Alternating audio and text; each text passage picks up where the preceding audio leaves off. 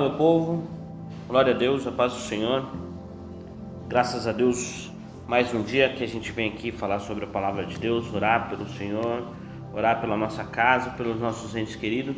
E hoje eu queria compartilhar uma palavra com vocês, abençoada, falar com vocês que Deus nos ama, apesar que a gente ache diversas vezes que Jesus não está nos olhando, Ele nos ama, viu? E se você quer entender um pouco mais sobre isso, eu vou te falar um pouco mais como Deus é bom e as suas misericórdias se renovam a cada dia.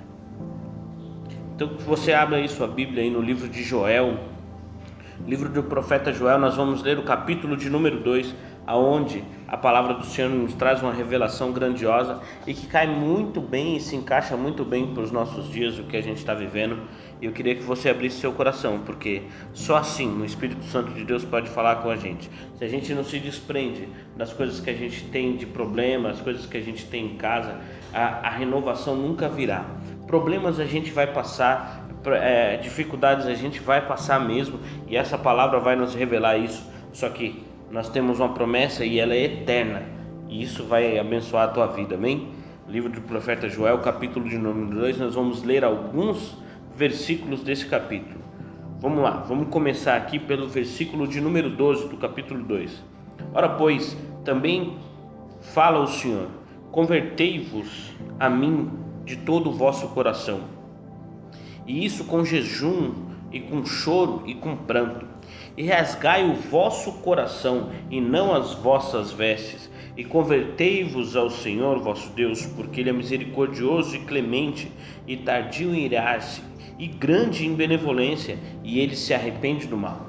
Agora no versículo de número 24 ele fala assim, e as eiras se encherão de trigo, e os lagares transbordarão de mosto e de óleo, e ele restituirá os anos que o gafanhoto e a locusta e o pulgão e a lagarta, o meu grande exército, eu enviei contra vós, e comereis abundantemente, e fartar-vos, e louvareis ao Senhor vosso Deus, o qual procedeu conosco maravilhosamente, e o meu povo não se envergonhará para sempre.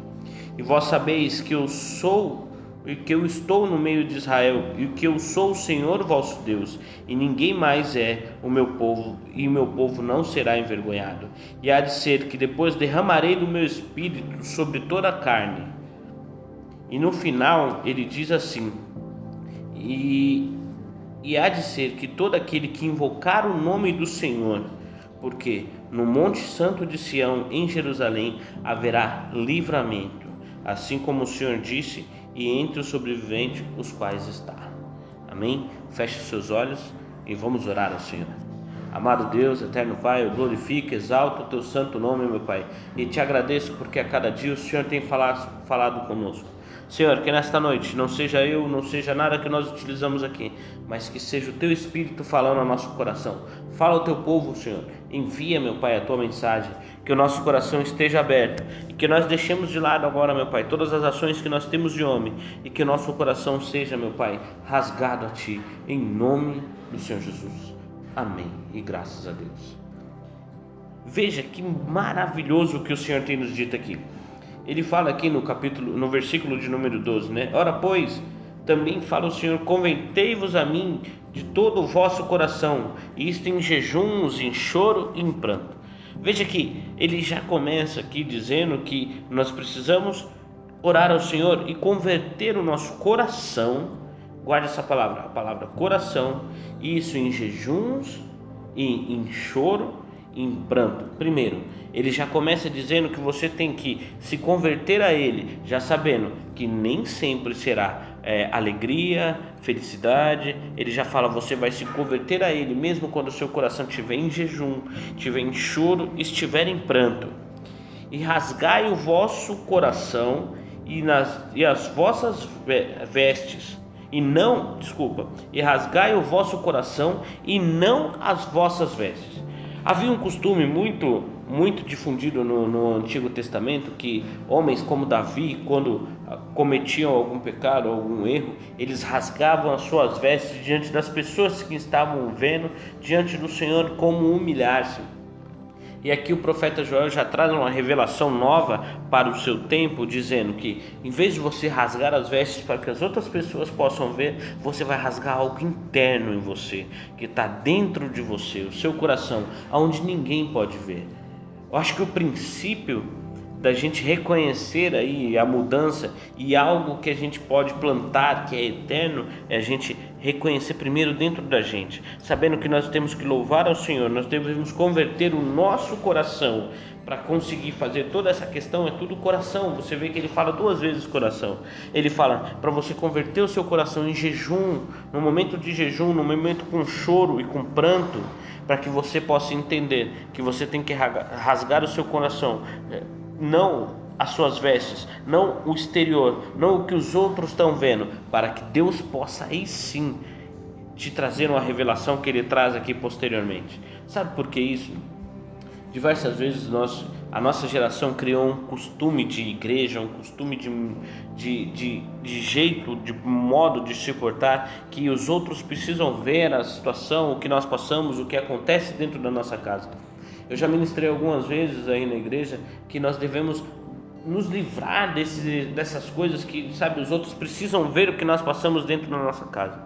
Existiu um momento na minha vida, nos meus erros, nas minhas falhas, que eu fazia tudo e as pessoas sabiam tudo o que estava acontecendo na minha casa. Eu só consegui colocar alguns pontos finais nas coisas que eu errava, nas coisas que eu tinha de erro, quando eu deixei de lado de informar aos outros o que acontecia, o que deixava de acontecer dentro de casa.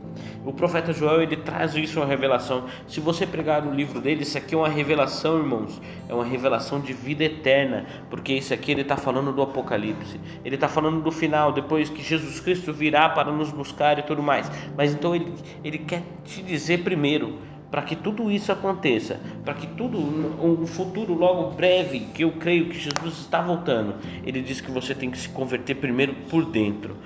O exterior, irmãos, para ele pouco interessa, não interessa, eu acho que eu vou te dizer, não interessa em nada o exterior do que nós fazemos. Ele quer ações de alegria, ações de louvores internos. Nós precisamos converter o nosso coração, primeiro nas nossas dificuldades, para que a gente possa se alegrar. Ele fala lá, vem no capítulo, no versículo 24, aí ele já começa: as eiras se encherão de vinho, os lagares transbordarão de molho e de óleo, e restituirá os anos que o gafanhoto comeu, a locusta e o pulgão e o meu grande exército que enviei contra vós.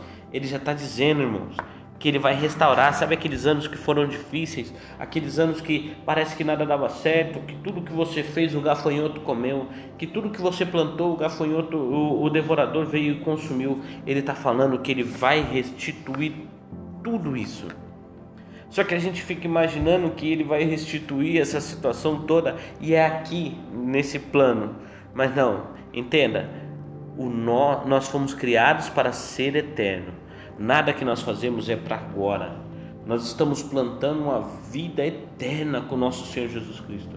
E hoje eu quero te revelar isso. Hoje nós não estamos com a nossa igreja aberta, infelizmente, mas eu quero, e Deus não deixa de falar comigo, Deus não deixa de orar. Hoje nós estávamos orando junto com alguns amigos, nós vimos que nossos sonhos, às vezes os nossos sonhos parecem que são loucura da nossa cabeça, mas daí a gente vê quando a gente consegue sentar em mesas e conversar com pessoas que estão no mesmo sentido e entender que os nossos sonhos não são plantações de Deus dentro de nós.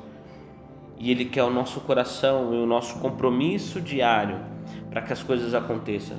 Eu fiquei falando com ele, como pode?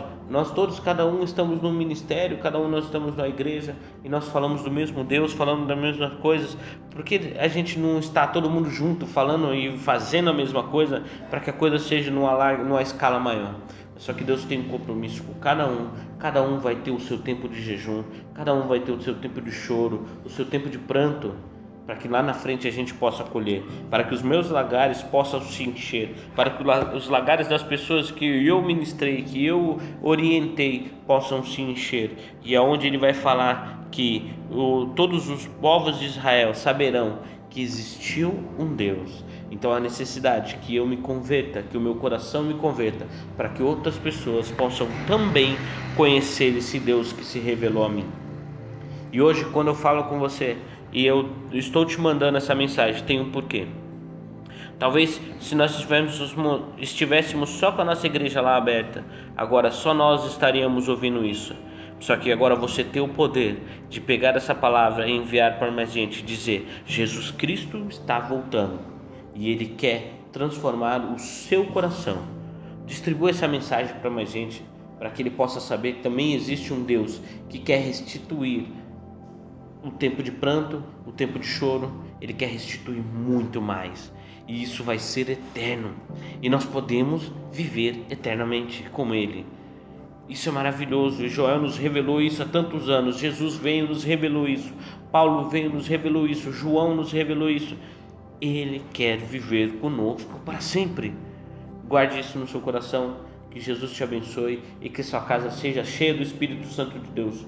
Que você e sua casa possa converter o seu coração e não rasgar as suas vestes. Converta o seu coração, porque o Senhor quer Ele, que é o que tem dentro de você, para viver eternamente com Ele. Deus abençoe a sua vida. Fique com Deus.